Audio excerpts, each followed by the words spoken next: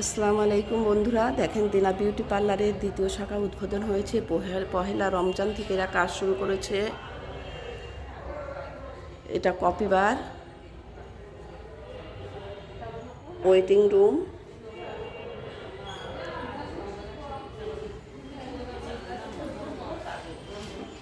cash counter,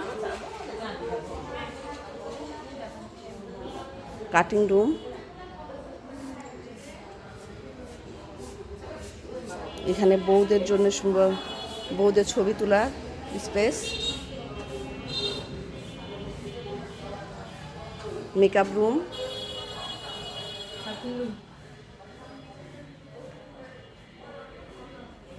এটা হচ্ছে nail বার,